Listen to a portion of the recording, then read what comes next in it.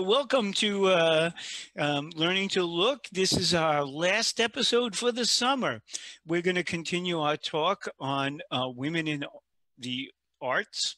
And today our focus is going to be feminist art and feminist artists. We'll talk about the distinction in a couple of minutes. We're going to be discussing artists from circa 1920, the last 100 years. And with me today is our special guest, Eileen Palmer. Say hello, Eileen. Hello, thank you for inviting me. It's so much fun to be having a dialogue about this. It's really helpful. And of course, I want you to be aware that we're brought to you by the Patchogue Arts Council, and we are sometimes seen through the Patchogue Medford Public Library. They support us greatly on some of our episodes. And of course, I want to thank Beth Giacomo for being behind the scenes in all of this and keeping us going through these technological wonders that we are living with through these years, these months and years, as we all learn how to be more tech savvy. I want everybody to be aware that the Patchogue Arts Council has as one of its primary sources of funding members and donations. And if you are interested and you aren't a member, or you are a member, you could donate for this series. It would be helpful for us, and all of the other activities brought to you by the Patchogue Arts Council. We right now have a show up at the Patchogue Medford Public Library, all right, which we spoke about last week. Jane Hartley's work, she's you would call it almost like a Baroque realist. She's there. And in our gallery, we have the member exhibition for the summer, Patchwork for the summer. Soon we'll be having the Paint the Great South Bay, and we will be giving an extended exhibition time for them. Usually they're only one weekend, but this year we're going to span it over. This year we're going to span it over 2 weekends, so there'll be plenty of time to get in there and see the work of our local artists as they paint the area around the Great South Bay. In September, we will have Shane Baird returning us to the theater, the Patchogue Theater for the Performing Arts, and we'll be doing Clear Visions, a show of photo and super realist painters in our gallery. So that's all the things that are coming up that you can help support us with. And this, our last episode, we're focusing in on a female artist from 1920 to the present. And the first thing we wanted to discuss is the difference between between feminist art and artists that are feminists, right? Eileen, would you like to discuss that at all, or should I continue? I think first you've got to discuss what is a feminist. So that would be before we even get into art. I found a good definition. It's not mine, but it's work that seeks to challenge the dominance. Well, that's feminist art. Feminist is the advocacy of women's rights on the basis of equality of the sexes. A feminist is a person who fights for eradication of damaging sex and gender-related stereotypes, and they address problems relating to age, race, class, and the struggles of women. So it's all encompassing. It's not specifically gender related. They address a lot of different issues, but that's so many of those issues affect women even more so than they do men. So it's important to see that it's a multifaceted struggle of trying to gain equality for all. Yeah. So So, feminists, we were just having the discussion. We tend to think of women as feminists, but we were discussing whether a man could be a feminist as well too. And one of the things that we were trying to discern was, could we recall any men whose work was specifically feminist art, right? So what is the difference between a feminist who makes art and art that is feminist art, right? So you want to answer that? Well, I think intent is one of the things. If you the two photographs that you put up really say a lot. On the left is Judy Chicago's plate up for Georgia O'Keeffe, and on the right is Georgia O'Keeffe's, I believe it's Jimson flower. Is that what that's Jazz. Jimson? It's I'm not sure what the specific yeah, flower. Jasmine. No? Jimson, but anyway. Okay. Okay. Now Georgia O'Keeffe definitely was a pioneer in what she did. She was financially successful. She was a strong woman.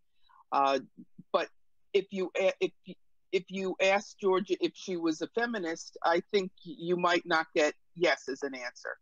Where Judy Chicago, her intent specifically was to address gender roles and gender inequality. So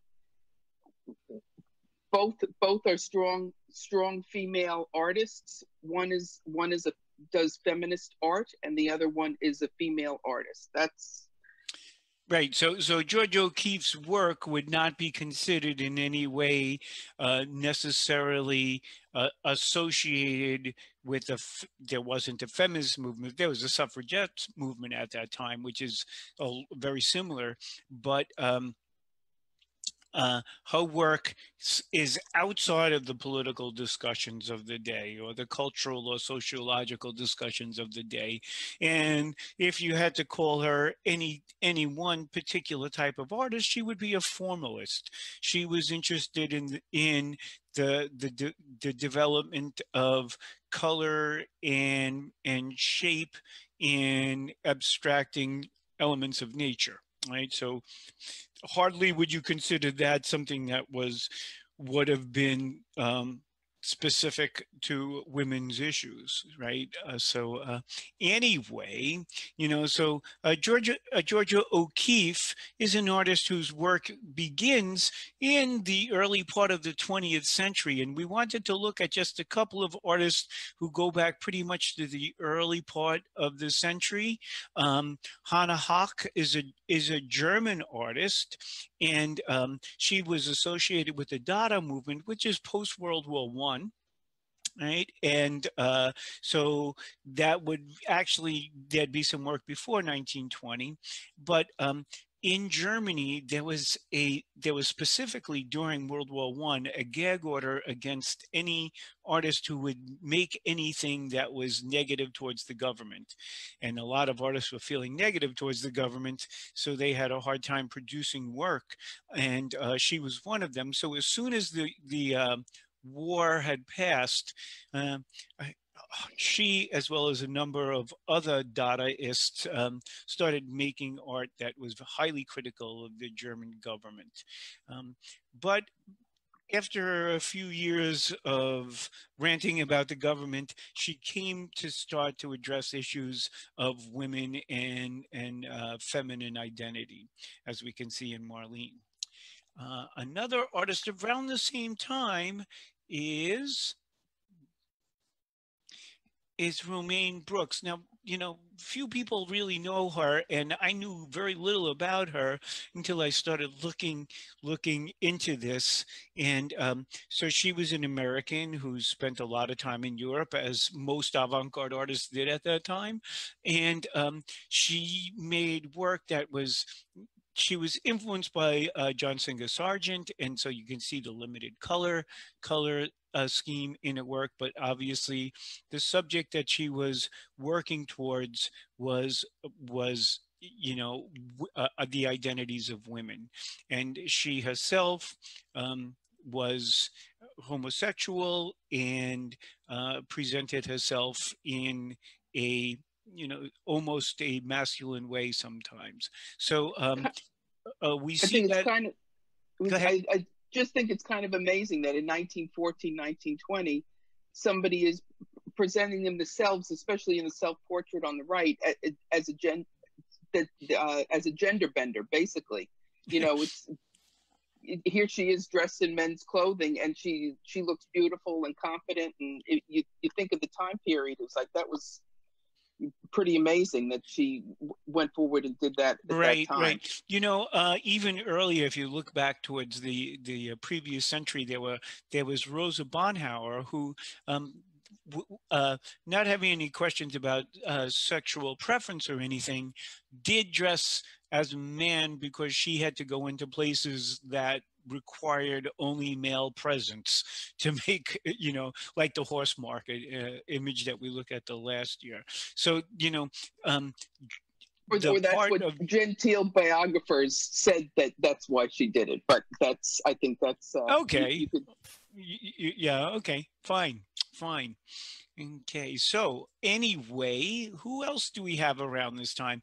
Well, keeping with the idea of the, you know, the gender identity, um, uh, following in the footsteps of the Dada movement came the Surrealist movement, and it was essentially the same artists in Surrealism as were in the Dada movement. The difference being that and Andre Breton was like the de facto leader of the surrealist movement, and he didn't, you know, he wanted to lead it, so he kind of squashed Dada and opened up surrealism, and it was pretty misogynist. You know, it was based on Freudian psychology, and the early years of surrealism were extremely male dominated. So in the late in it surrealism begins around 1924, and we start to see some women trickle into it over the next decade. So Claude Cahun is a photographer, and of course she's very much concerned about you know, gender identity and homosexuality in her work as well too. Dora Maar is a surrealist as well too, without any of the specific gender issues. She was just interested in creating images that were arresting, right? As many of the other surrealists did. Dora Maar was also at one point the mistress to Pablo Picasso, and was a model and also a photographer of him as well. You know, we talked about this as being an interesting concept to enter into at some other point, like relationships, like you know, doing one in with just the two members of a relationship. That might be Just a something. significant other. We'll just like Yes. play one on the other. I think it would Right, be. right, right. So we might end up wanting to do that for Valentine's Day. Oh, that would be a good one. Pair it Yeah, with wine and chocolate. It would be yeah. awesome. There you go. So you know, we do the whining with art series for those of you who don't know, and we do those in the gallery, and we have an art topic, and then we match with wine and treats. So maybe it'll be that this will be the topic for Valentine's Day this year. Okay, so who else do we have in this group of artists from the pre-World War II era?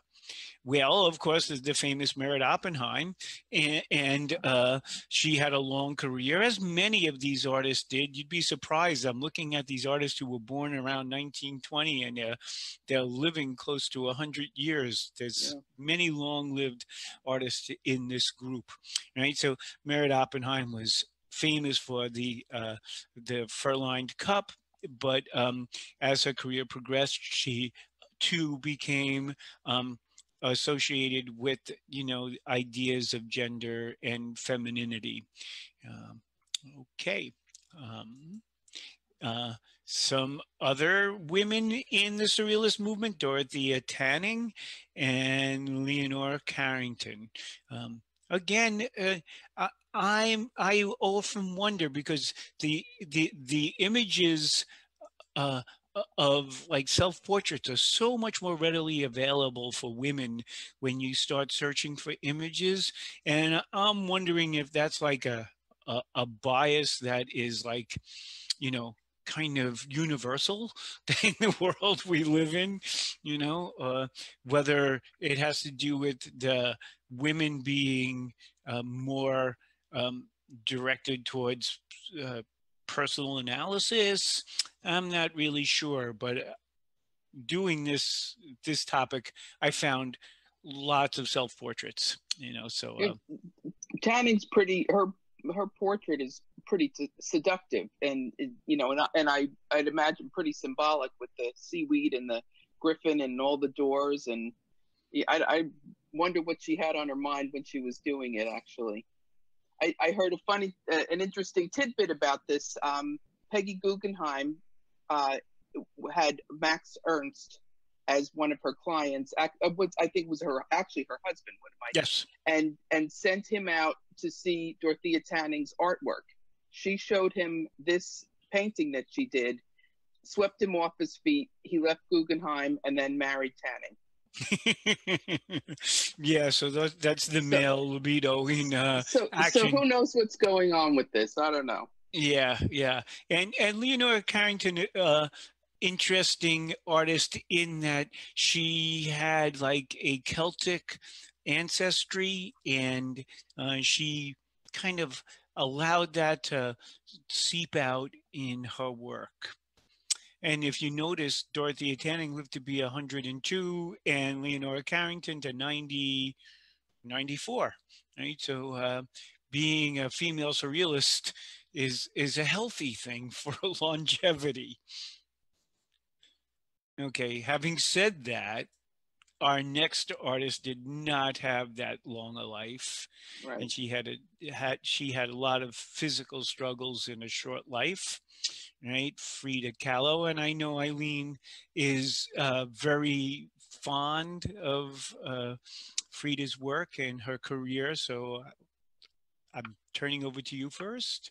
Well, Frida's probably, along with Georgia O'Keeffe, she's probably one of the most iconic artists. You know, if you ask somebody name some female artists, guaranteed Frida's name will pop up. But when I was first introduced to her work, I when you were saying about self portraits, I went to an exhibit and they were all her self portraits, and I thought to myself, my gosh, this gal is really a narcissist. What's with that? All she does is paint herself. But then I realized what she's doing is not. She probably was self-absorbed, but what she's making a strong statement, and even the creation of her person, not even her art, made a statement about what she cherished most. She was not afraid to portray her disability. I know you went to the Brooklyn Museum with us, and there was some of her art and most of her, her prosthesis, and most of it was about her disability. Interesting thing is, yesterday was this month is Disability Pride Month, and yesterday marked the 30th anniversary of the Americans with Disability Act, which is the ADA. Now you wonder, why does that pertain to Frida? But I think Frida was one of the first people that celebrated her disability. She didn't hide it per se. She recognized it as part of her and cherished it and showed it to the world. And I think she does that with a lot of her art. She just opens herself up and throws it all out on her canvas. Her So canvases we are have a real few others symbolic. to look at, you know, Yeah. but so I'll bring you back in a second. In this work, what you're seeing is part of her lived experience was being a woman from Mexico who was torn between tradition and modernity, and she represents these here by the ancient Mexican symbolism on one side, and the United States as being the symbol of modernity, and from agriculture and um, the little sculptures to the machines of the mechanized world. So I had brought in a couple of others, and let's see what else we have of her.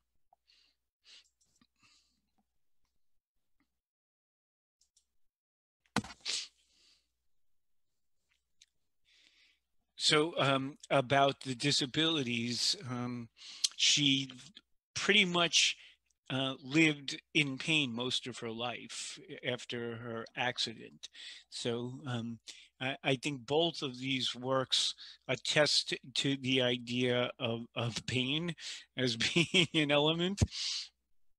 And she doesn't hide it. She puts it right out there. She makes it a focus of her art, which is interesting. Yeah, I'd say almost every painting of her, she makes her pain a focus of her art. Yeah. So again, on the left, we see the conflict between the two different worlds. And besides the two worlds of tradition and modernity, she also had a relationship with Diego Rivera, and these two works describe some of the elements of her relationship with Diego.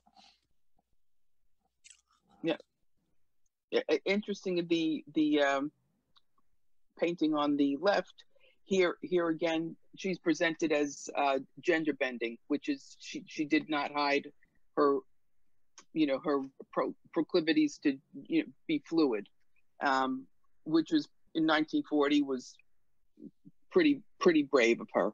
Um, I mean, and her love for her husband, is permeates a lot of her work. It's she has so many paintings with her husband in it, and there you can see that she's kind of like the mother goddess, almost birthing or holding her husband on the right. Yeah, that this painting is like so deep in terms of the mythological aspects. Like Yeah, she's holding Diego like the Madonna and Child, like he's a little baby. He's got the extra eye, because she recognizes the brilliance of his artistry, and she had always supported that. But she also had a stormy relationship with him. So the work on the left, they were married, divorced, and remarried. So when she was really angry at him, and he was a philanderer anyway, right? There was plenty of reason to be angry with him, but she would say how much she loved her hair, so she cut off her hair in order to separate herself from Diego. But then, as you can see, she's back in the embrace, and she's being embraced by the earth goddess, right? And the cosmic goddess is embracing all of them. It's really fascinating work. So she was often aligned or grouped with the surrealists, but she never really ever committed herself to being a surrealist. And I think what the surrealists liked about her work was the deep emotional content, the psychological content, and the mythological content in her work. So the 1920s you might think of as being the surrealist era, and then came the stock market crash in 1929 and the Great Depression in 1930, and we see a kind of switch over, and many of the surrealists continue what they're doing, but a lot of other artists choose different directions. In the United States, social realism became very important, and we learn about Ben Shahn in our textbooks, and we don't learn that much about Isabel Bishop, but she was predominantly a printmaker, and her work spans from the 1930s all the way on. But in this period of time when she was just developing her career, she focused on women who who were working women during the Depression. You know, so it's like, you know,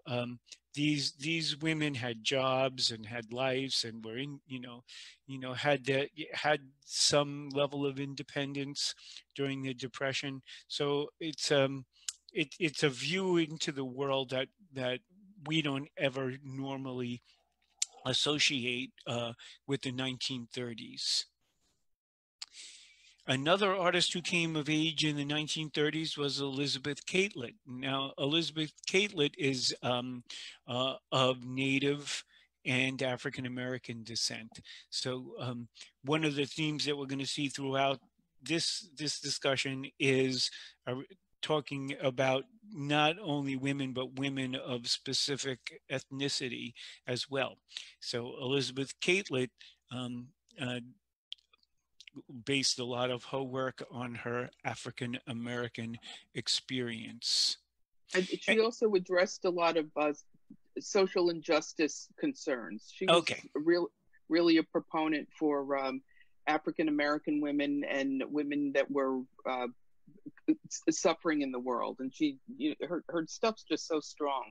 You look at the that looks like a wood block print. Yeah.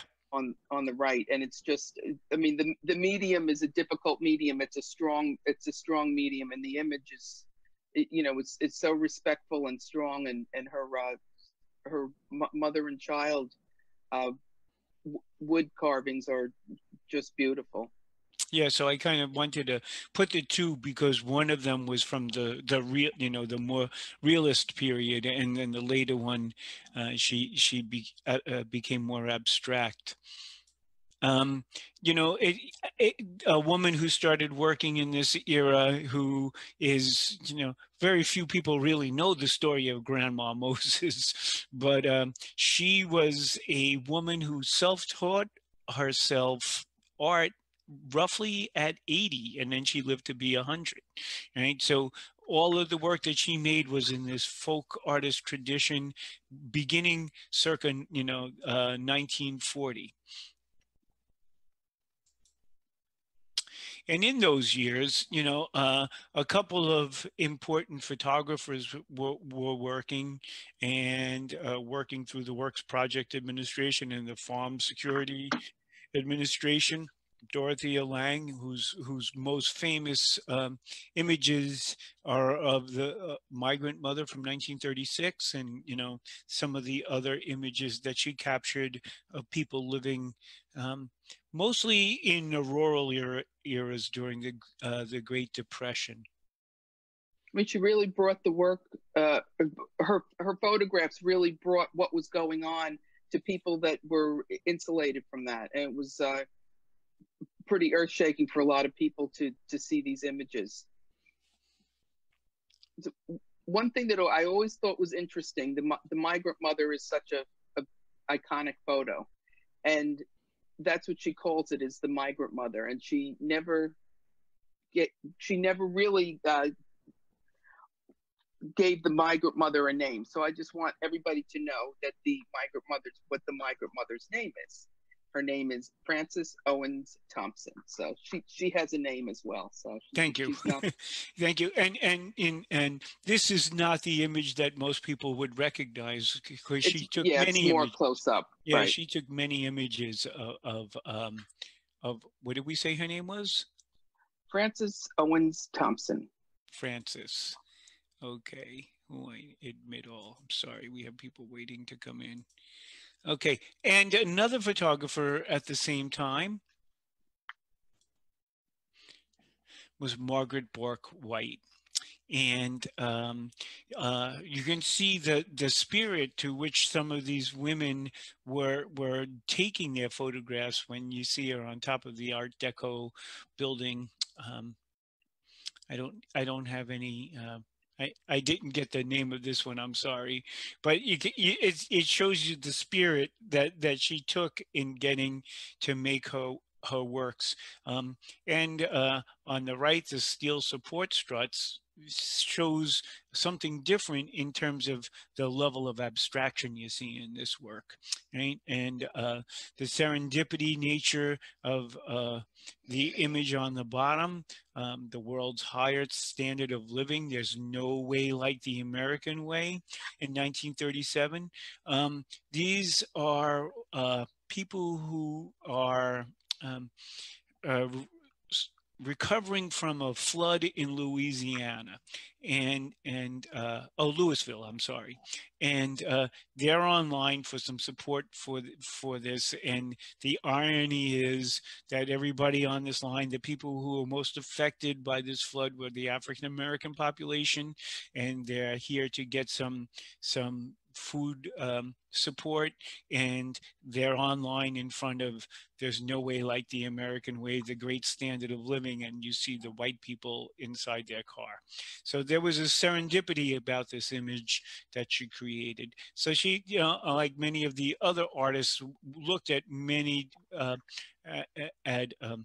different concepts in making her work.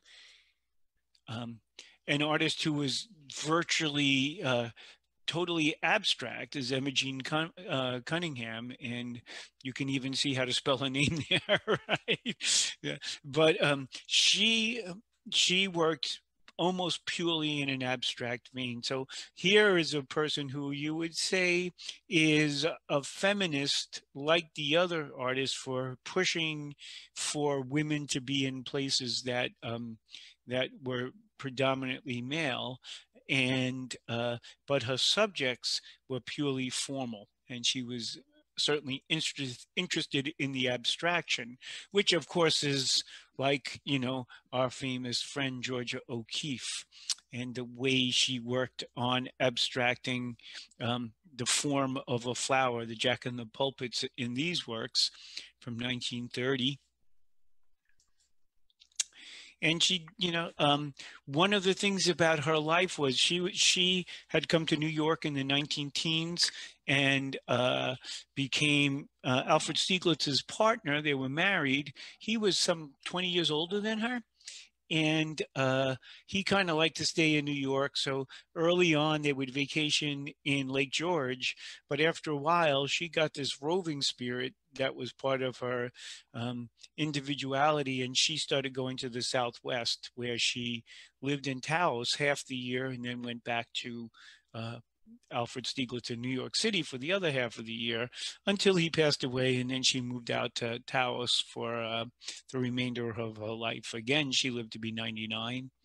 And if you see the images of her late in life, you would see how she almost became she like merged with the environment. I wish I had a picture of her, the dry wrinkled skin of a very elderly person, and the landscape just seemed to go so well together. So another artist of this time who worked in an abstract formalism and sometimes moved over toward figurative art was Barbara Hepworth. She was an English abstractionist.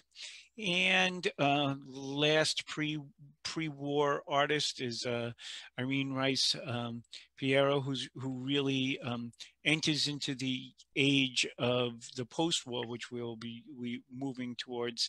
And if you look at the earliest work, it kind of has that biomorphic mechanical abstraction that was very popular in the 1930s, and then she became a pure abstractionist. Most of her work is although she lived longer, most of her work is that we pay a lot of attention to was in the pre-war era, and that's when she kind of made her major statements. And so we're going to look towards artists whose career really started to happen after World War II, and a group of them were the Ninth Street Women, which Eileen brought to my attention. Do you want to mention anything about that? Yeah, a great book if you like art history and you want to learn about some of the women in it. Probably would that be second wave of abstract expressionism. Well, I don't have my I dates wouldn't. exactly. There are some who are, but also some of these artists wouldn't be. You know, she was the first. She was there at the very beginning. You So know, of yeah. You know, so her work everybody, goes. Go ahead. I was going to say, like everybody probably knows that Lee Krasner was Jackson Pollock's wife. They had a close but very tumultuous relationship, and for a lot of his career, she basically was the architect of his career. If you read the book, she handled all his business matters and promoted him. She kind of put herself. She continued her work, but she kind of put herself second during that time when she was trying to promote her husband. And that would have been the late 1940s, mostly from the mid to late 40s into the early 1950s. But then they broke up. Yeah. But her work, you know, she was of her own right a abstractionist who studied with Hans Hofmann and you know, he had come from Germany and the Bauhaus to New York, and so she studied with him. So she had you know, her own career was already becoming established before her relationship with Jackson Pollock, right? And then there was those years where she kind of recognized his genius and decided that she would promote him for a while, and then she got back to her own work. It's interesting to look at the pictures that you put up, the progression, the timeline progression, how she's changed her style, and then to the 1966. That's a massive. Is that the one that the MoMA has? I'm sorry, I don't know. Oh, okay, but it's a huge painting, and it's extraordinary when you see it in person. But you look at the cubism, and then you just see the whole progression of her art just in those photos right there. It's pretty cool. It's an interesting path because there were a lot of the abstract expressionists who went through periods of cubism and surrealism and like this cubo-surrealist hybrid before they finally broke into their non-objective work. So she was essentially on the same exploration as William de Kooning was at this time, as Jackson Pollock was at this time. So she was their peer in every sense of the word at that point. Speaking of William de Kooning, here's his lovely wife, Elaine de Kooning. Right, whose work tended to be more portrait oriented, and which is interesting is William de Kooning, who we tend to think about, you know, well, his women series was figurative, but he went in and out of figuration, and I'm assuming that together their relationship was that, you know, they were both going in and out of figuration. So you know, sometimes their work, like her work, the bullfight in 1959, would be virtually non-representational, but for her there was always a sense of representation in her work. So some of the other artists who were participating in the abstract expressionist movement are Grace Hartigan and Joan Mitchell and Helen Frankenthaler, who Helen Frankenthaler we have to point out was given short shrift for a long time in her career because of her relationship with one of the writers of the time, the art critics, who she was really, was it Herb Cunningham? Cunningham? No, I think it was Herb Rosenberg. So anyway, she was in a relationship with one of the writers, and then she broke it off. And then all of a sudden you see her part of the story get buried for many years, you know, and what she was noted for in terms of the abstract expressionist movement was bringing that loose, washy, thinned out paint to an unprimed canvas and letting it flow essentially like a giant watercolor. This painting is She'd enormous. literally do pours. Yes. She would, you know, she'd take the oil paints and dilute them with lots of linseed oil and literally pour them on not primed canvases, and Right. the results are like amazing. Yes. They're So she quite kind of beautiful. developed that you know, as a fairly young woman. She was only 24 at the time, and she was working alongside men and some women who were sometimes 20 and 30 years older than her. But she ended up with Robert Motherwell. That's she married him. Oh yeah, later on, yeah. Later on, yeah. Okay, I didn't know that. So they were all hooked up, de Kooning and Yeah, Krasner and they're Pollock a small and incestuous group. yeah, and they Well, all lived near each other too, and then moved out to the Hamptons together. yeah. They were some of the early settlers in the Hamptons. Well, there were other artists who were showing around the same time as and often got shown with the New York school artists that we were looking at. Louise Nevelson is one of them. And again, you see the work that has this kind of quasi-Cubo mythological surrealist look to it in the 1940s. And then she reached her mature style, which was this assemblage technique where she would gather up pieces of scrap wood in New York City and create these boxes, and then put all the boxes together in a monochrome, either black or white or gold. So, and she worked like this, you know, throughout the rest of her career. Go ahead. I was going to say she actually was having a hard time making ends meet. She wasn't, although she was selling her work, it wasn't financially successful for her. And as a little piece of Long Island history, she started teaching adult ed at Great Neck School District in the 50s. Yeah, no kidding. No kidding. Thank you. And another very long-lived artist, Louise Bourgeois, who lived to be 99 and worked almost to the end of her life. Again, she has that kind of surrealist beginning in the 1940s, and actually, she kind of stays in a quasi-surrealist milieu for all of her career. But many of them become very, what's the word, visceral, you might want to say. Her work has a very visceral, you know, bodily function type of feel to it. And the spiders, and one of these spiders is attacking a friend of ours right now. You know, the work on the left includes two of her later series, The Spiders and the Cages. And the cages usually had assemblages of paraphernalia from a life inside them, right? And then the spider, do you have any?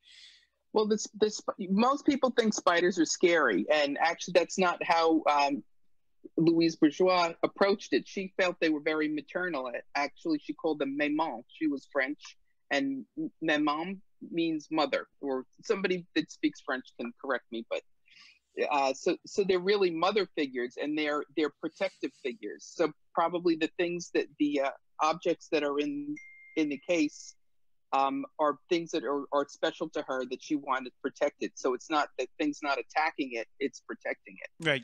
Yes. Good. Like the egg sacs. Very good. A woman who was also working around this time in France was Germaine Richier, and she was another very visceral artist, but much more figurative in a sense, and belonged to, you know, movements like Art Brut and stuff like that were going on in France at that time, and this is post-war, very very much down on the human condition that brought us into World War II. Well, the post-war artists of the 1940s and 50s kind of evolve into the beginning of the 1960s, and I always thought of the 1960s as being 2 decades, right? The early part of the 60s. It's funny, my sister is 10 years older than me, and she was born in 1947. And so she was like she was blooming in the late 50s and early 60s, and I was a decade after her. So I saw the early 60s as being part of the 50s. And so entering into the 60s, we see artists who have come from the post-war era in a number of different ways and will lead us into some later movements associated with the 60s. So Lee Bontecu made these canvas structures. They were wire-framed relief pieces, and they really kind of associate with the New York school. And Nikki de Saint Phalle, her works. There's a lot of variation in the work across her career, but the early works, like we're looking at here, are called shoot paintings, and just like the abstract expressionists each had a particular gesture in their work, she had this gesture which was to put paint in a little tube, a little balloon on the canvas, different colors, and then she would take a pellet gun and shoot the canvases, and the paint would pour out. So that was part of the action abstract expressionist gesture movement, but her work evolved from there. The work on the left, Portrait of My Lover, is still has that dark quality in it and the paint splatters, but now it's starting to become what you might call early feminism now in her work, as she's like, she's getting back at this guy for what, I don't know, but apparently their relationship wasn't that good. And she goes through these, the wedding dresses, and then she settles onto these Venus figures that she makes for a large part of the remainder of her career. You see them a lot in different cities. They'll have them publicly displayed. Manhattan had them a few years back. These big Zoptic women, and they're just having a wonderful time. She had a real joyful side to her. So yeah. So and so like the work on the bottom, I talked about the cathedral in the last session, and I talked Notre Dame, and I talked going all the way back to the Neolithic architecture about entering into the body of the mother and being reborn upon entering. Well, she felt the same thing here, and is little she's more making it literate about more it. obvious for us here.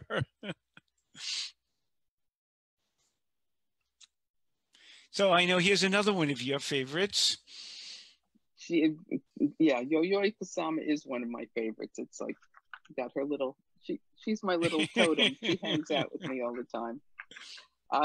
Her career is pretty amazing. Most of us, if you know who she is, you think of her as the tiny little older woman with the orange fright wig. But she started out, in the early '60s. She had a very difficult childhood and was battling a lot of mental issues. But she always forged on. She came by herself out to New York to try to make a go at it. She gained some popularity or notoriety. Her stuff was put in some important galleries, but she just found it pretty difficult and went back to Japan. And then just really kind of went into her, all the circles and the dots, and I think she embraced her I don't know if you'd say her demons, but her challenges, and her art really blossomed at that point. These things are totally cool. Right. So she created, she started with these, these, like, it's kind of like the accumulation of there's a lot of phallic imagery in her work, and then they became environments, and Like, so even in the infinity room, it's phallis fields, like all these little polka dot phalluses that she's surrounding. And really, it's the infinity rooms that most people are know of her work now, where she creates an environment full of mirrors and objects within there that create a very striking experience. She's going to be having, it was canceled due to COVID, but it's going to be happening again.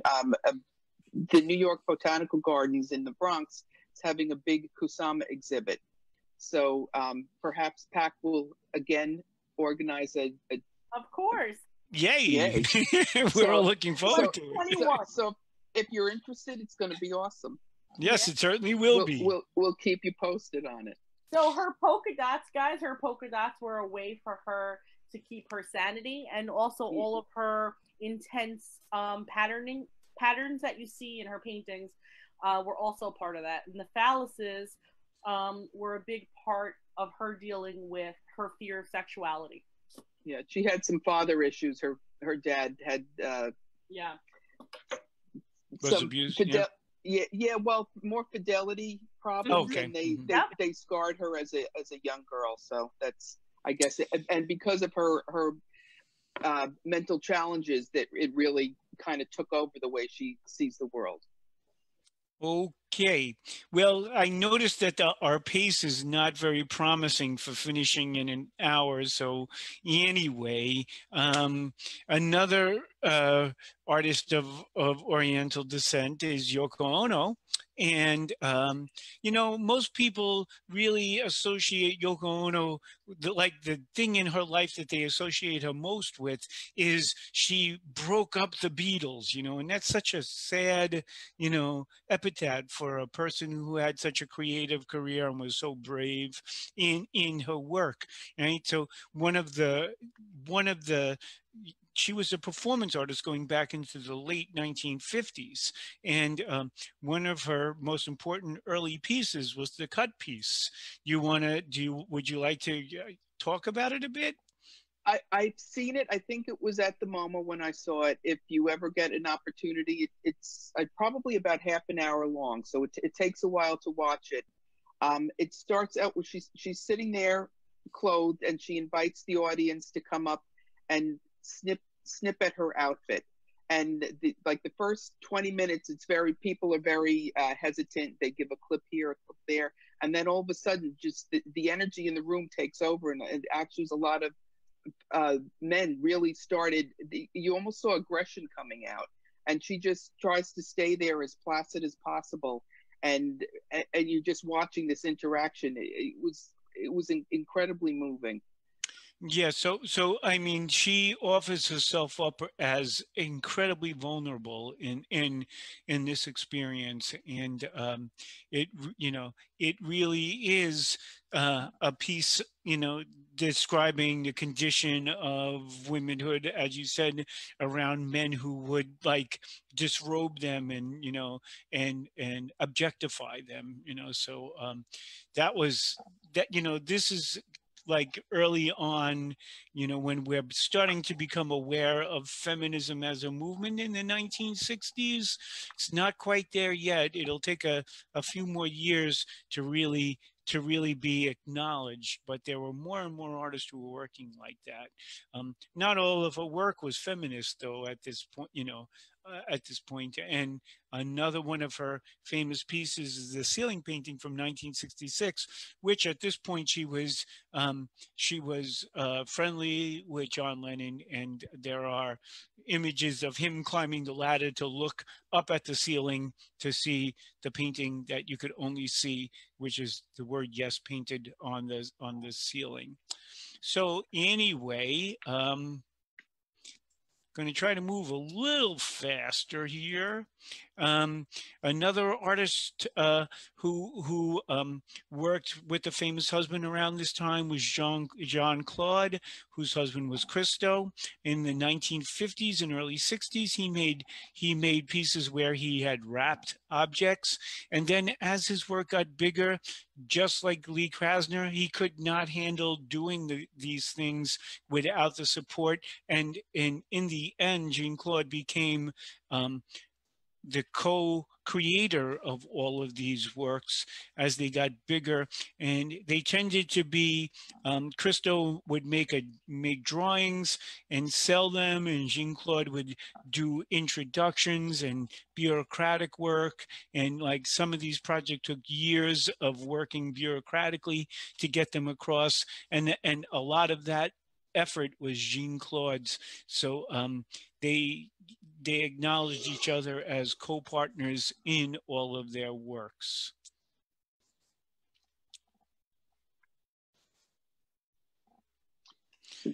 This is Coretta Kent, also known as Sister Coretta. She was a Catholic nun. Her work is, she did a lot of silk screening, and a lot of it was for social justice issues. Her stuff is joyful, it's colorful. If you go to read it, it's impactful, and that's what. Well, even like, you know, when you see the enriched bread, and you could see the connotations to Christianity, Catholicism, that they may have life, you know, the Eucharist is, you know, it's a mashup between Wonder Bread and the Eucharist. Interesting. Yeah, she's clever, and, you know, and gives a punch as well in a lot of her work. I think the next slide, I think, has her work. Nope. Marisol. No, we just had the one. I combined them in there. Yep. So a figurative artist who was associated with the pop movement, Marisol Escobar, made these sculptural images of oftentimes family units, but not only family units, and you know, they became very sculptural. In the 60s was also the period known as op art, and Bridget Riley was one of the most famous members of the group of op artists. And so here's a couple of her works. Again, a woman who was a pioneer in a field, but, you know, her work has no real specific feminist content to it. And the 60s also brought us the minimalist. And the minimalist, again, was a group that was predominantly male. And there were, you know, and Agnes Martin was not really part of the inner group of minimalists, because like the New York school and the surrealists, they tended to be male clubs.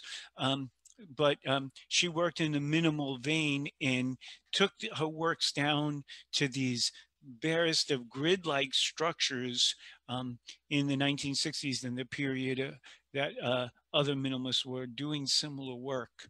Dorothea Rockburn also was working as a minimalist, and her work became even more simple as she stopped, like, at one point, adding anything to a surface, and the only markings that she made was by the folds that she made. So these artists are associated with the minimalists. And then came a group of artists. Do you want to talk about Ruth Sawa? I read her biography after you sent me the information about her. I mean, I find her work fascinating. I'm not real up on her background. I know she's a Japanese American, and she takes metal and weaves it into these beautiful sculptures. It's kind of going back to the crafts movement. She takes it and she makes it into high art.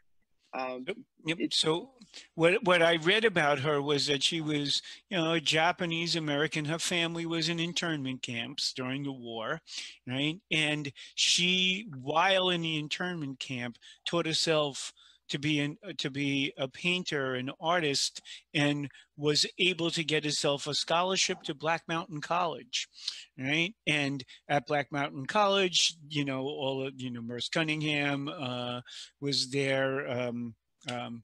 John Cage was there, Nam June Paik was there. There were lots of avant-garde artists at Black Mountain College, and she worked with them. And then I found out, you know, she started making these sculptural images, and then the call of her family back to San Francisco brought her back to work with her family and help her family survive. And she was trying to like ship her work to New York. She did that for about a decade until she finally, you know, it was too difficult, and she just kind of finished out a career as a kind of a San Francisco artist. So she kind of left the international stage. But her work has associations with, you know, minimalism, but also because of the amount of work that she puts into it. She is also more like some artists who I think of as post-minimalists, that these artists now are the ones who were probably the most influential in my career. You know, I went to a graduate school, Hunter College, that was founded by minimalist artists in circa, you know, the late 1960s and early 1970s. And so all of the professors at first were minimalist, and then then I started finding out about these women who had taken the ideas of minimalism and started to adjust them into something a little bit different. Eva Hess being one of them, who unfortunately only lived to be 34, but in a short career, she made these works that had the same kind of like a kind of powerful gestalt of a minimalist work, but on top of it had this funkiness, this sense of touch that was gone from minimalism. And I really started thinking like minimalism was this very cold, masculine movement, and then these women kind of gave to that movement a sense of evocation, you know, of warmth, of depth, you know, and so I called it like the feminizing of minimalism. And these artists were very important in my early work. Linda Benglis. I was Go going to ahead. say, Hess kind of brings in a real sense of touch of the hand. The hand, you can see her hand, where the minimalists didn't really do that. She brings it back to the person, sort of. Right. Yeah. Yes. That's important. Right. It becomes very, very tactile again.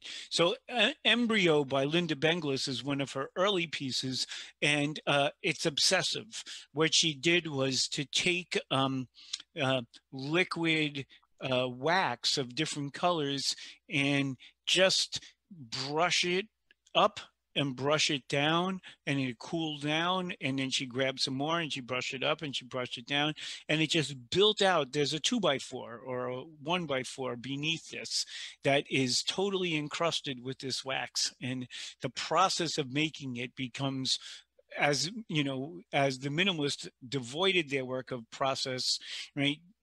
These works bring it back.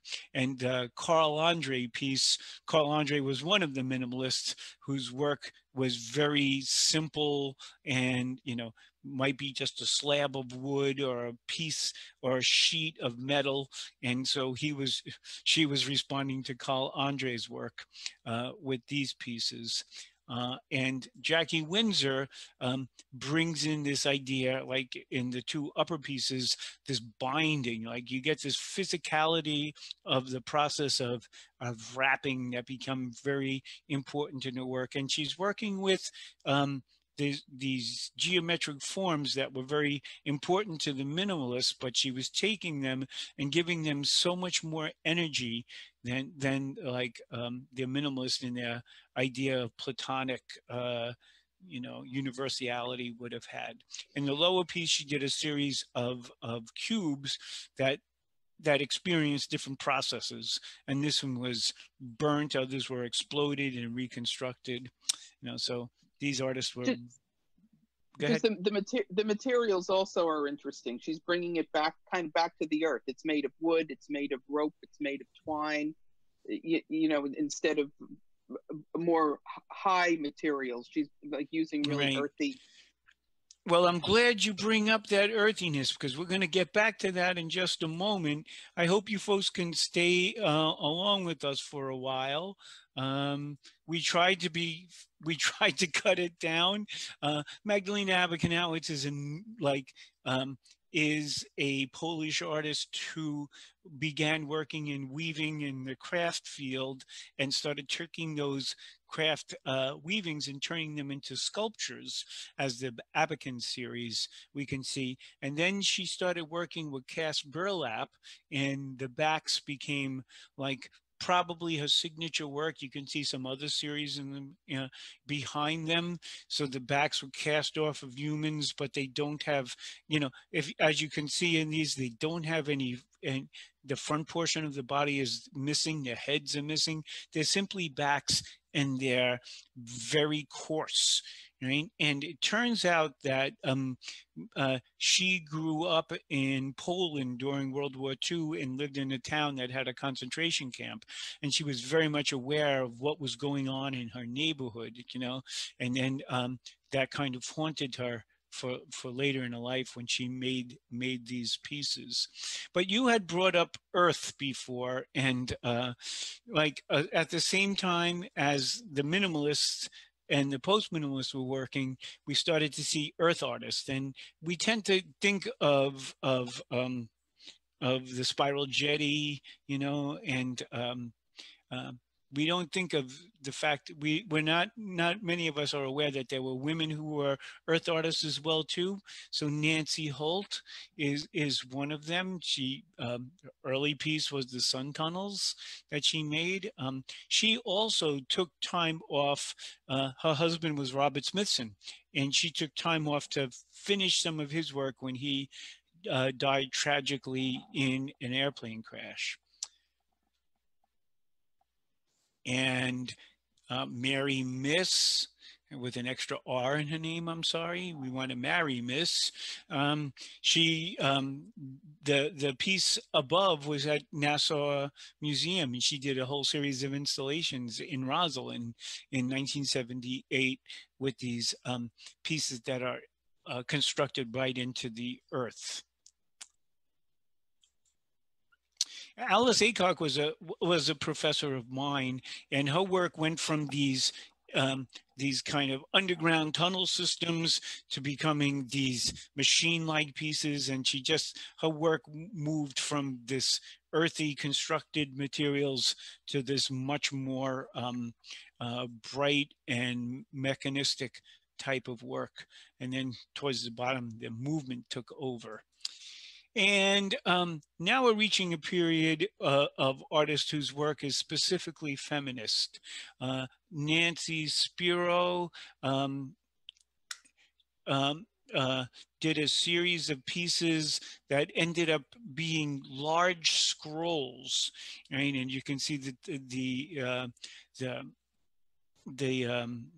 subjects of these, the torture of women in 1976, and on the bottom you see Picasso had a lot of very misogynist images in his work in the surrealist period, and you see that combined in some of these pieces of Fredericks of Hollywood, relating the different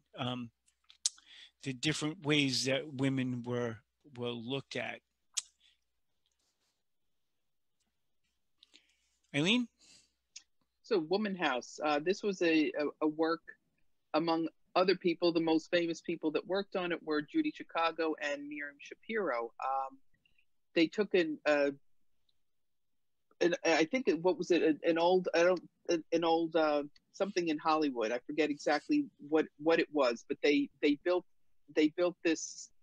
I think there were about 28 women. It was a collaborative effort, which is usual for Judy Chicago and Miriam Shapiro. They filled it with all these images, kind of some of the misogyny and the difficulty of being a woman during that time. So it's kind of a scary place as well. You see, it's the home. It's you go in and then you see all the things going on behind the walls of the home, and it makes an impact.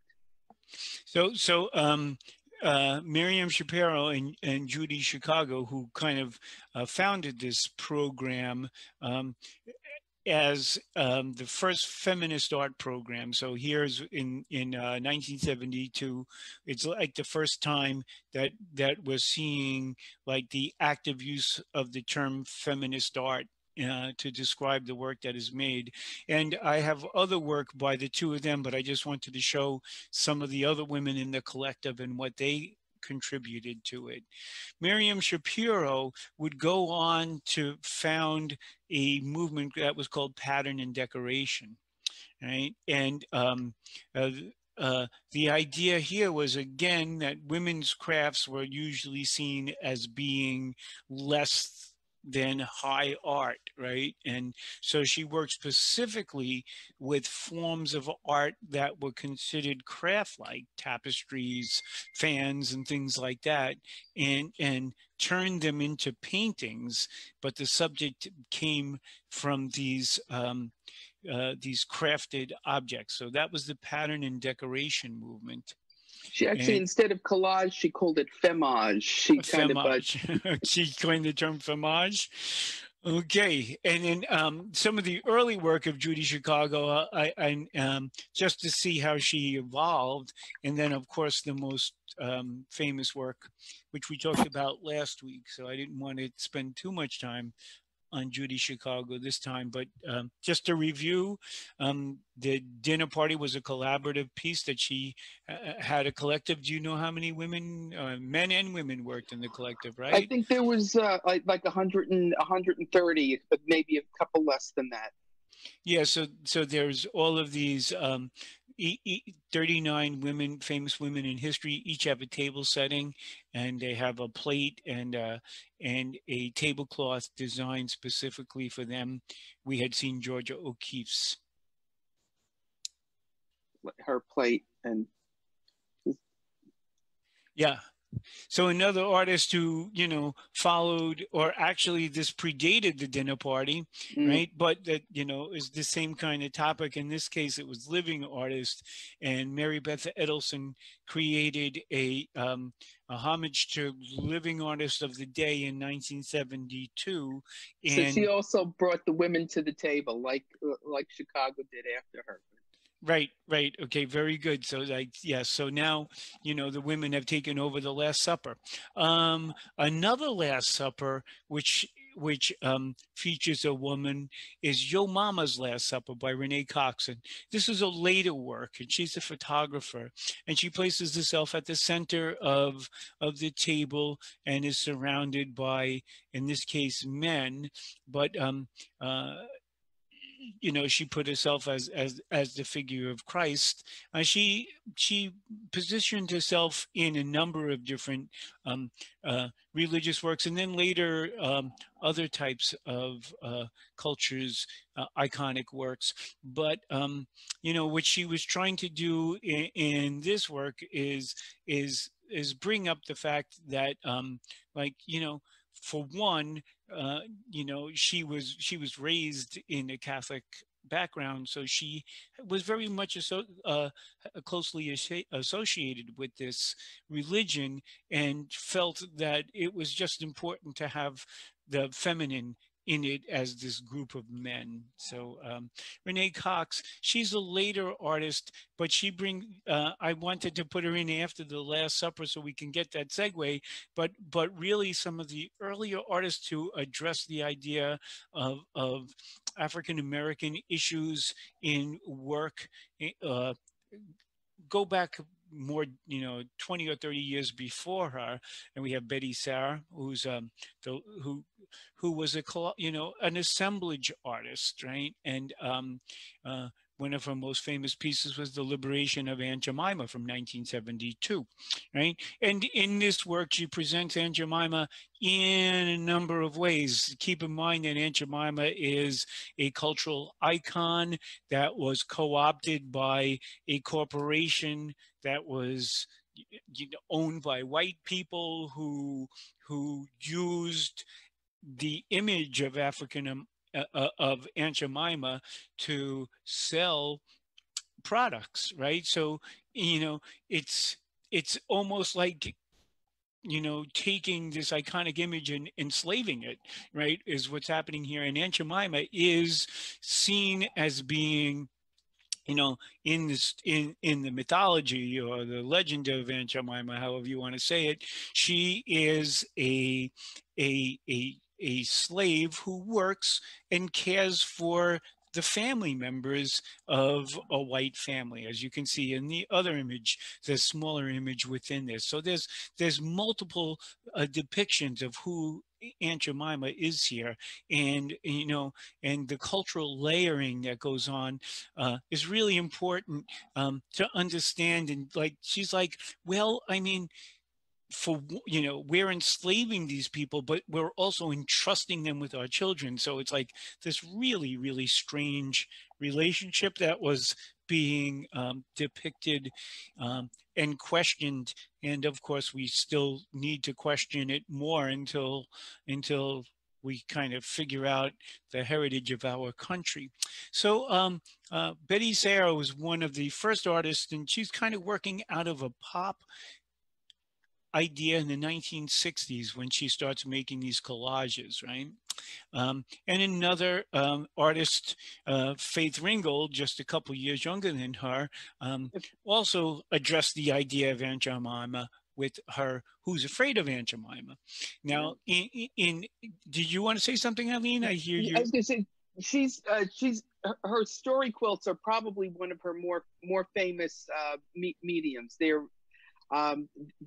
beautiful. It's interesting that she takes the quilt, like the G-Bend women, nameless women that did these beautiful quilts. She takes her quilts and puts stories forth in her quilts. She addresses social inequities. She addresses race. She was a civil rights activist, and she really does you know, some really pertinent things in her tapestries, in her quilts. So we had this in our gallery a couple of years ago. Oh, awesome!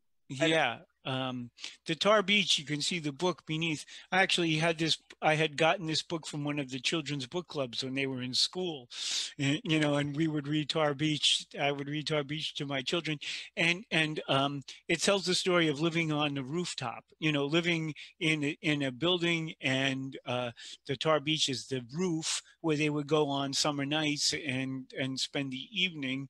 A family is there, and she's sleeping with a brother on the bed, and all the text from the story within the book is also part of the quilt. And, you know, so each one of those little panels has a page in the book.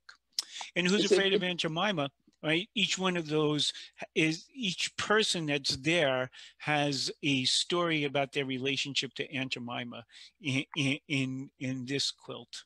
Was there anything else you wanted to say?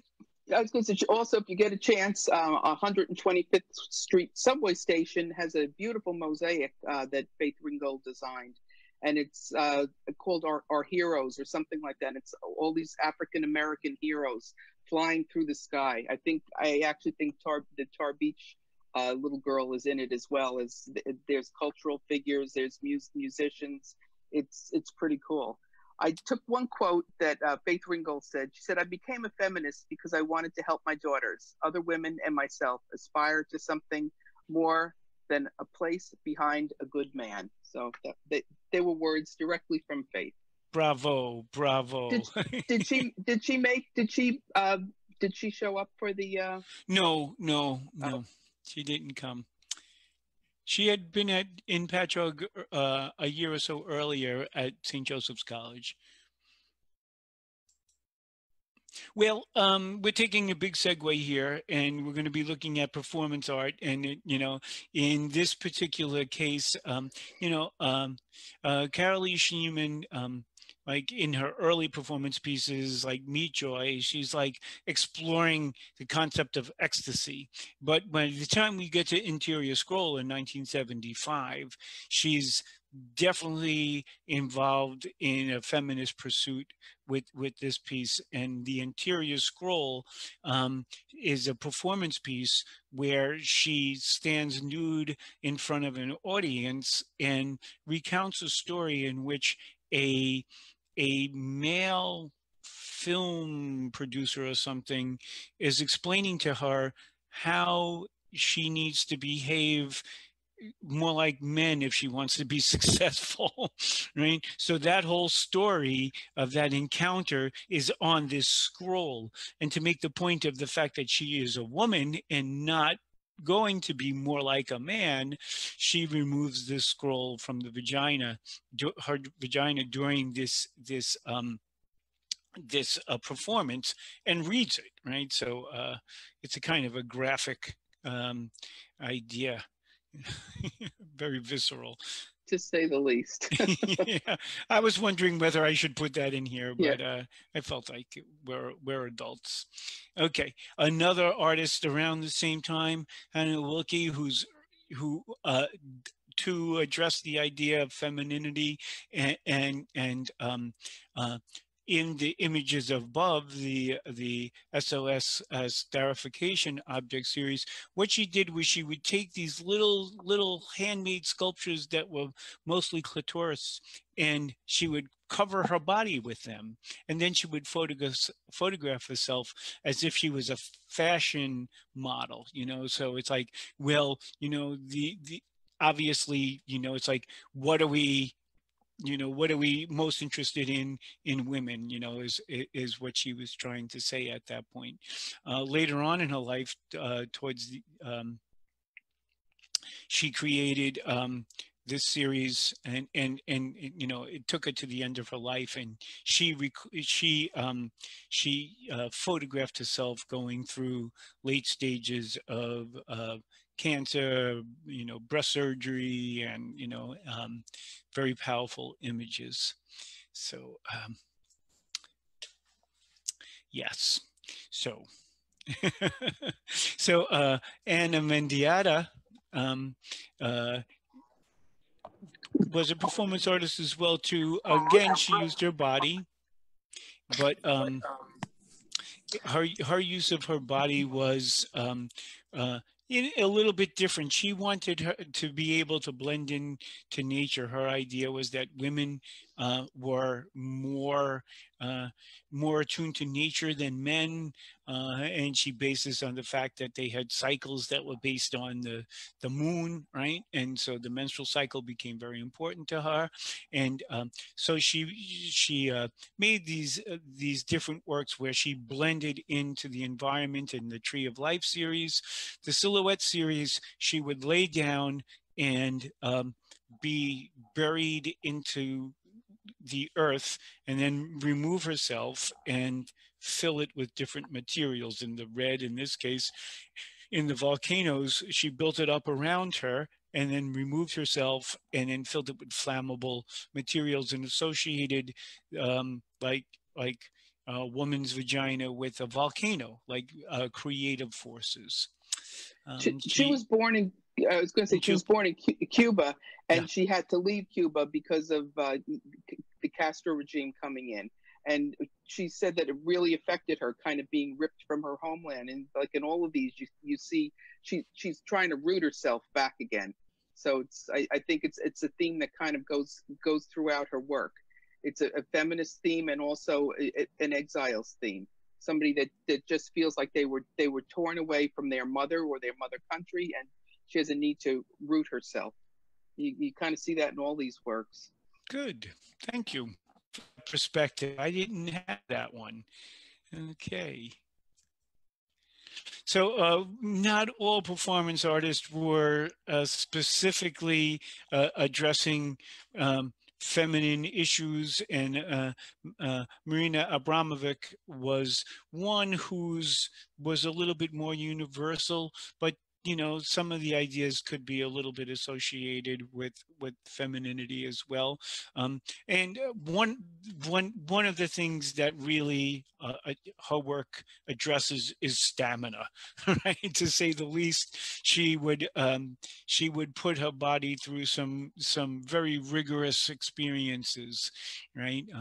Hanging like she does in the biography remix is a you know, obviously an older, later version of an earlier piece, and the Imponderabilia she did again later on, and it was the show that was at MoMA a couple years ago. This piece was reprised there as well too, and it really does create a sense of discomfort in the viewer, you know, of her work often in this piece, like she's standing there with a man who she does a lot of work with, Ule, and they're standing stock still, and the only way to enter the space, they're obviously naked, is to force yourself between their bodies, right? So just like Yoko Ono, there's a real sense of voyeurism that has to go on in these pieces.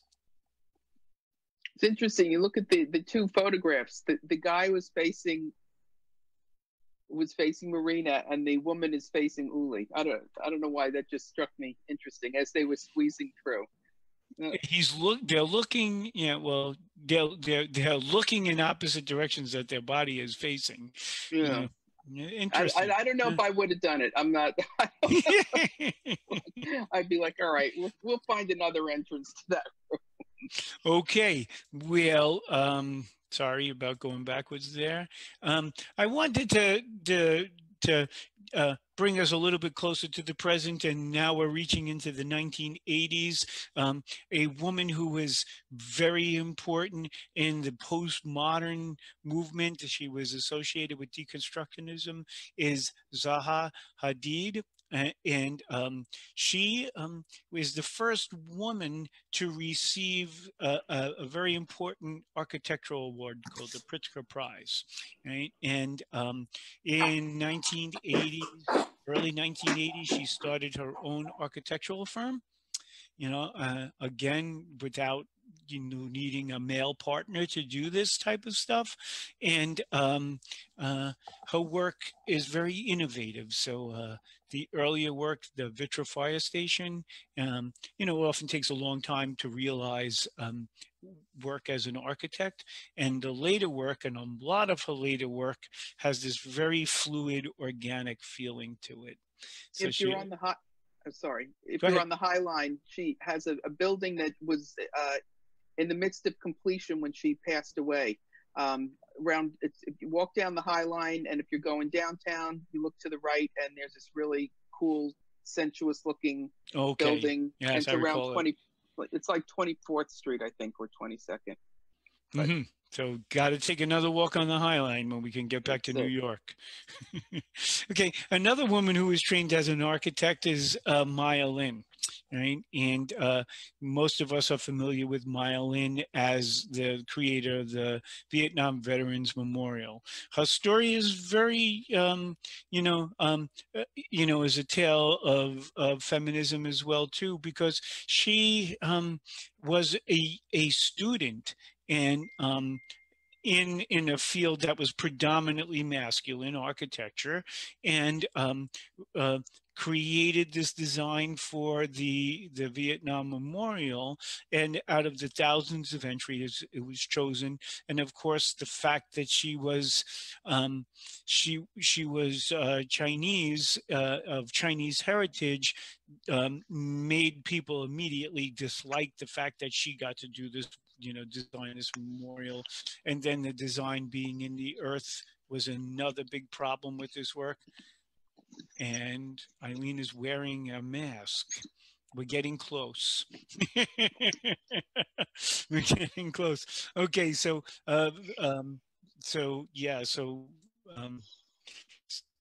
did I distract you? I'm so sorry. But you know, she's both a sculptor and an architect, and her sculpture is very much based on geography, right? So she has done many of these pieces where she's done, you know, like what do you call those lines, contour maps as three-dimensional objects, and the wave field is actually grass that is mounded up and feels like water flowing under it. There's one of these wave fields at Storm Kings. And another woman who who's somewhat architectural is Rachel Whiteread. She explores the spaces within that we tend to ignore or that we don't pay attention to, right? Like she reverses the positive and the negative. So there's the table and the chair that we're seeing under, and she did a number of larger pieces where she took houses or parts of houses and actually cast the interior of it. So what we're seeing is the negative volume of air within this house made solid. But I put it here because of this piece, the memorial. You know, I felt like she followed in Maya Lin's footsteps in being a woman to create an important memorial. And in this case, it's a Holocaust memorial, and what it really is a library of books that is cast in reverse, so you see the bindings of the books here. Okay, Eileen, we're coming. There we go. So the Guerrilla Girls. That was, sorry, I jumped the gun there. I can't see the screen with the mask on. So I don't know if you're familiar with the Guerrilla Girls. One of their iconic posters was, "Do women have to be naked to get into the Met Museum?" That less than 5% of the artists in the modern art section are women, but 85% of the nudes are 85% of the nudes are female. They formed in 1985, and they're an anonymous group. People still don't know who they are, and if you ask who they are, they'll say, "I'm Frida Kahlo," or "I'm some famous artist, Artemisia Gentileschi." They give artists' names, and they initially started protesting the inequities in the museums as far as representation for women.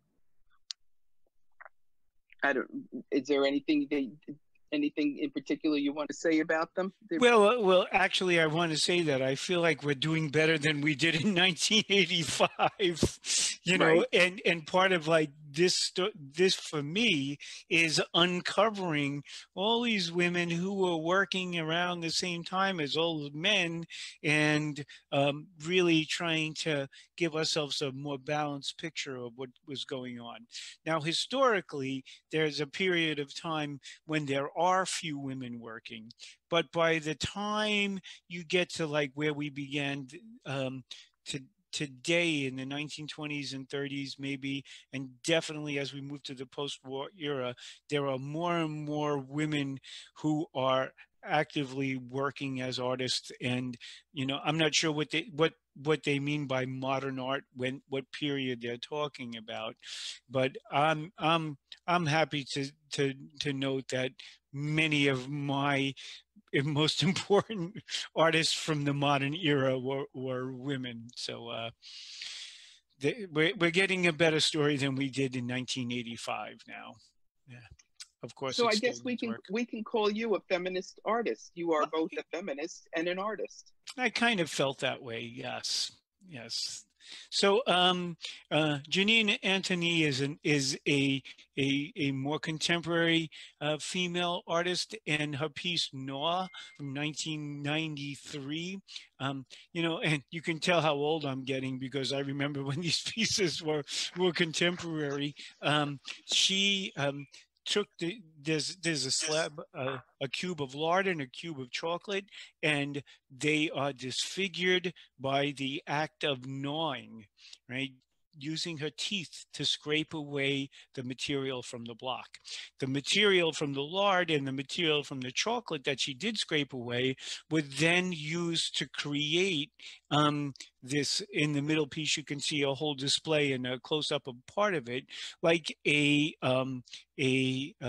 what do you call that counter in Macy's where they have all of the makeups and stuff like that? The makeup counter. The makeup counter, right? So anyway, she used these things. So it's like the idea of like, what women have to go through to present themselves in the world. It was the issue with this piece.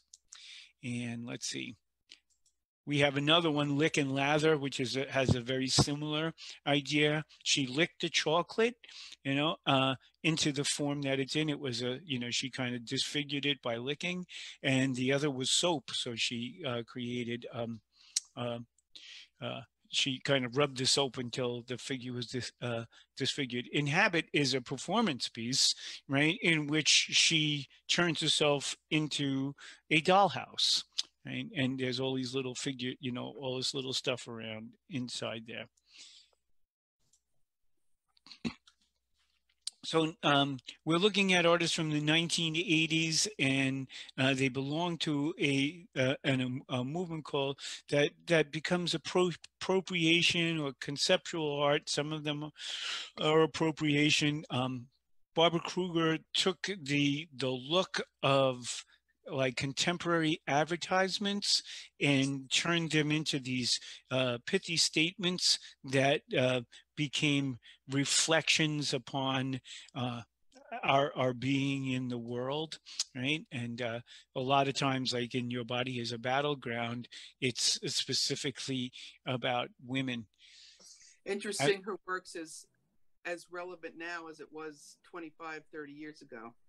Yeah, I feel like we had, I feel like the time we're in now and that time, there's a lot of similar, we haven't really evolved that much in terms of art. And the world we're in, the thing that has changed though is the technology, so these would be very low tech works, and now artists are able to work in a much more high tech way. Adrienne Piper also used language in her work and also used her images of herself in her work. In the political self-portrait, there's this whole text that she generated from conversations that she overheard. She's a really incredible woman. She's a philosophy professor in I can't remember, is it Harvard? An Ivy League school.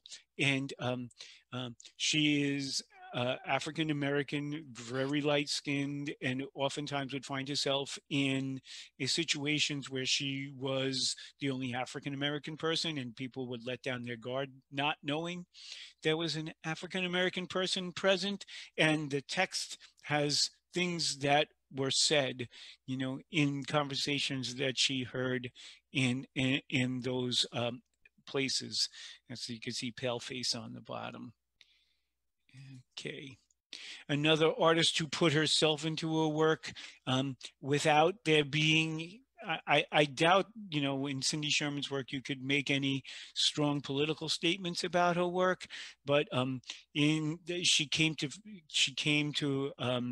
fame with the Untitled Film series, where she put herself into, well, these works might have been iconic archetypes of women in film, right? So that was an early series that she worked on, and later she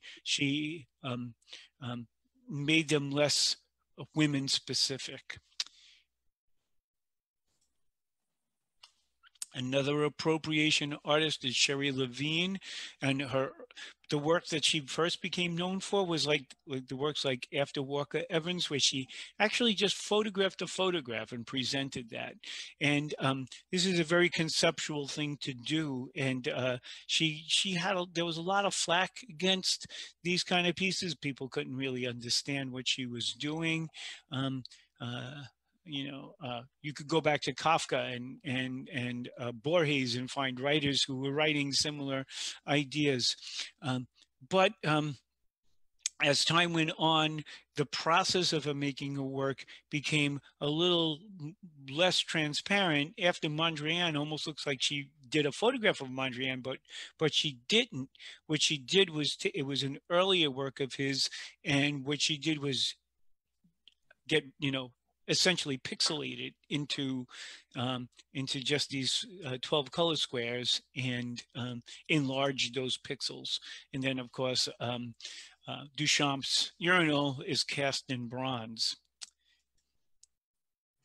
So some photographers, Nan Golden, going back into the early 1970s, photographed both drag life and some of the other ways in which we had a sexual underground in the 1970s and 80s, and she would depict those things in her works. Kiki Smith, did you want to mention Kiki? I will just quickly, her she's multimedia. She's her things are about origins and demises. Most of her work is the feminine body coming out of the animal, coming out of a wolf. She has a lot of emerging series. If you're ever downtown, the Jewish Museum has it's a beautiful old synagogue where she did a gorgeous stained glass window. If you ever get down there, it's quite a sight to see. So one of the, you know, I'm going to try to go fast through these slides. And one of the things that I really had a problem with is cutting down. And as you can see, we're already over, we can start skipping through. We're just reaching 2000. But like, at a certain point, I decided that, you know, women were working in so many different ways that I could not show you all the things that were going on in the last 40 years. So we started to focus more and more on just art that was particularly feminist towards the end.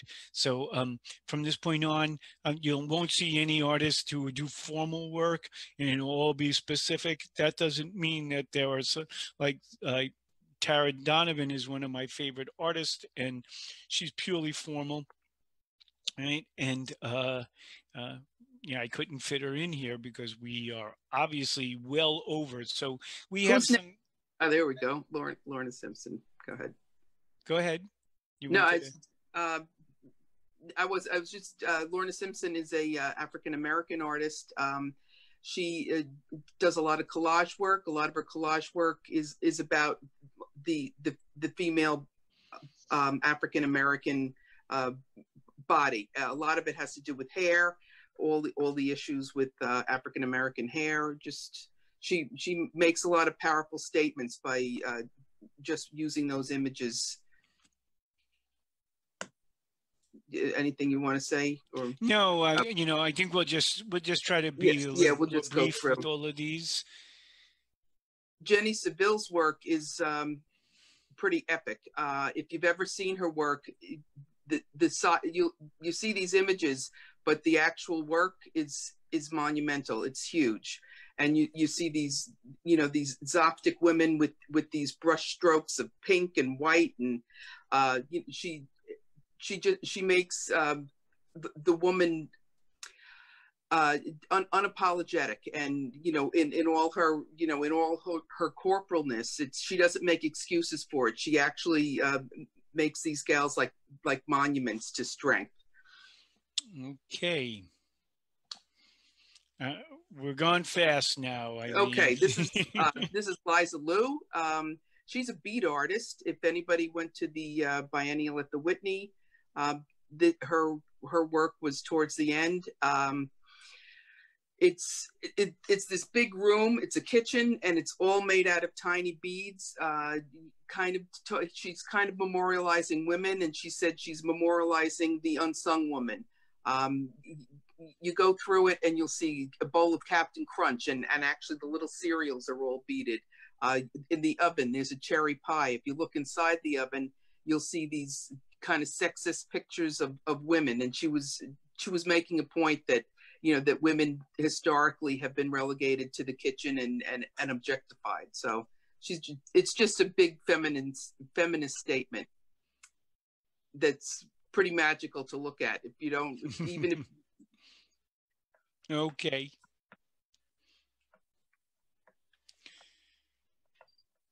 Did you want to mention anything about Tracy Annam? You can, yeah.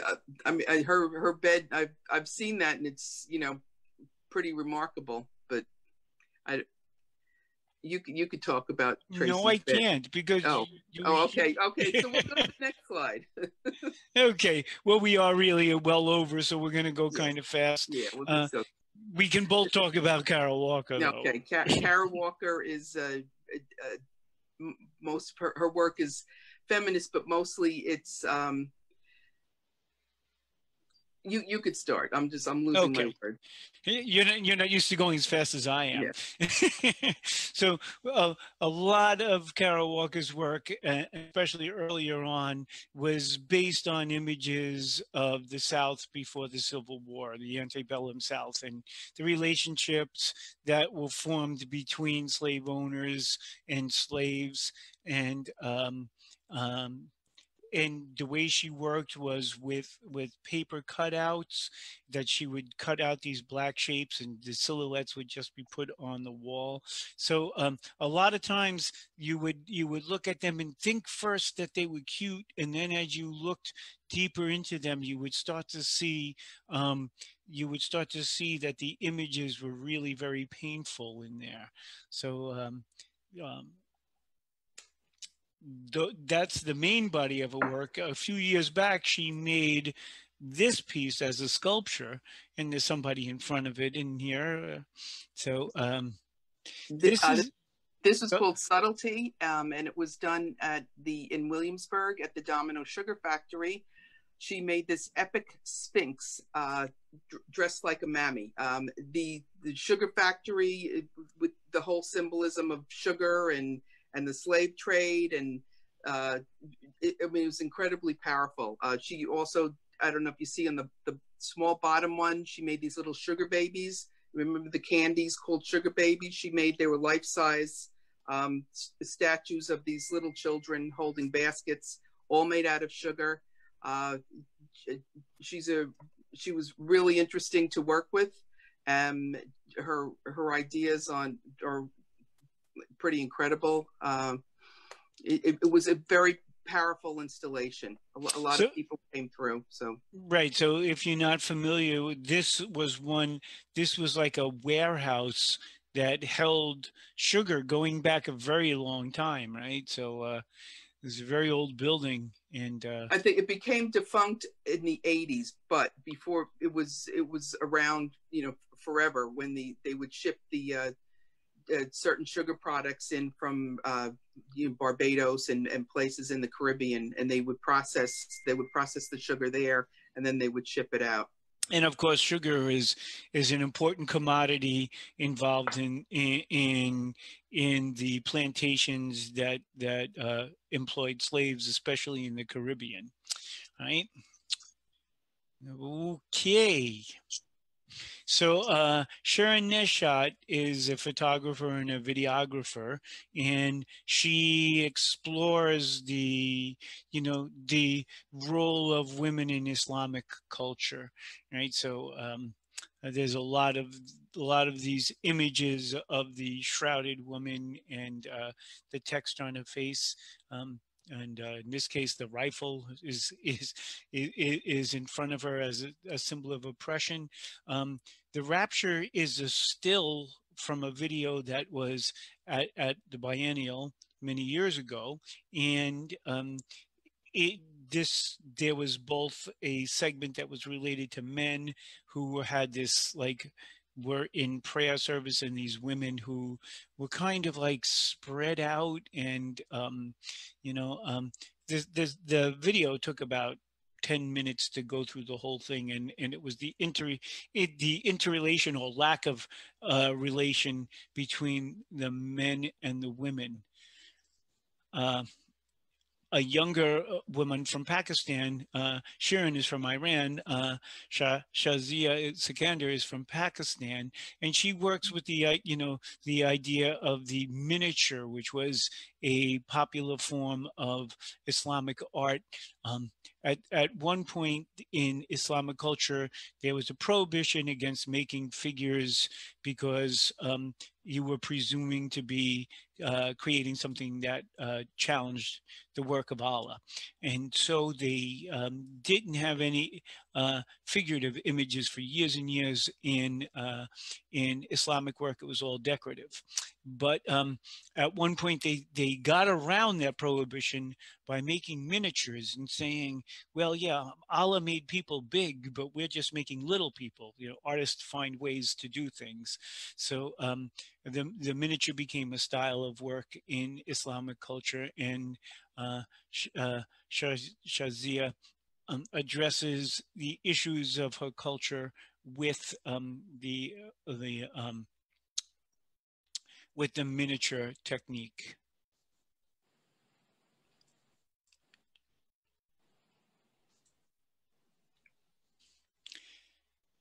We can go to Got the anything next on Lisa? Nope. Boy, so I got, she gave me a bunch of names and I thought she was going to talk about them. So I got pictures from them, but I didn't do any research. And this is one of them. But one of the things that I did see in looking at a group of her work was the fact that she uses like these like almost childlike and childlike images of women. They're very doll-like.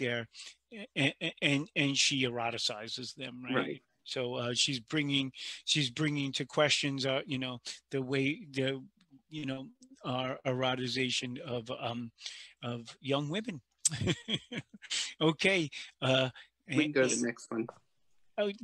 So Mariko Mori is a Japanese artist, and in the work on the left, Prata Bimba, she presents herself in three historical phases of Japanese culture, and she's very young. So the upper one is the past, doesn't look very, and the middle one is the present, and the third one is the future. And she uses, like, if you look at her more recent work, she's like becoming this avatar of future enlightenment through this modern technology. So she becomes less and less like a living woman and becomes more and more like a game figure, yes, which in Play With Me she's expressing in 1994. So a little anime person. Yeah, the anime culture. Okay. This is Mickaleen Thomas. She also had an exhibit at the Brooklyn Museum. The picture on the top right, A Little Taste Outside of Love, is a huge canvas. I'd say it's probably about 6 feet long. Basically, Mickaleen Thomas she identifies as a lesbian. I guess what she's showing is she's comparing herself to Ingris's the bottom one, the famous one that Ingris did, and she's giving you a perspective through a African-American lesbian woman's eyes, which is interesting. She's not being objective. It's not the gaze of the Western canon male. It's the gaze of somebody from current day, and the gaze is straight on. She's not afraid to look at you. She's erotic in her own way, and saying how you can be, how something can be erotic through the eyes of a person like herself. She does some really epic things. A lot of things are of her mom. I think the one on the left is her mom. I don't know if you see behind me. There's a pastiche after her exhibit. We were invited to do our own, and that's what I came up with. So that's there. Eileen is quite an artist of her own right. That's it. So her stuff's she uses glitter and rhinestones, and It's a really cool work to look at. Okay, and we're nearing the end. We have Swoon, who is a woman who again made her name in a field that was all male when she started street art.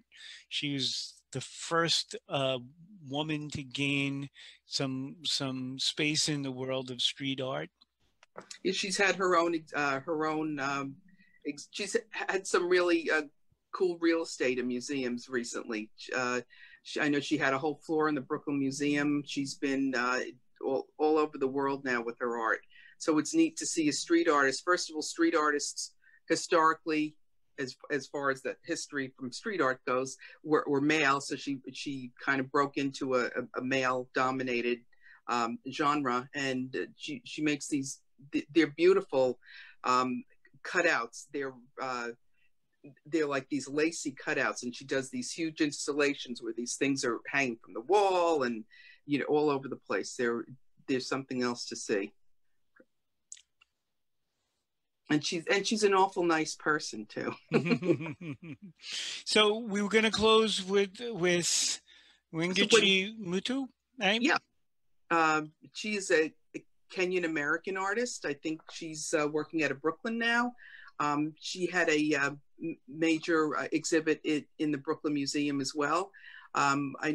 When I was working there, I used to go on my lunch hour and walk around and see the exhibits. And one day I was up there looking at this particular exhibit, and there was this young woman, and she had a toddler, and she's walking around enjoying the art. And all of a sudden I realized, it's Tuesday. The museum is closed. What's this gal doing here? And lo and behold, it's Wengechi Mutu. She was waiting for somebody to come and interview her in the gallery with her work. So her stuff is, it's very sexualized. It's very symbolic. It's very raw.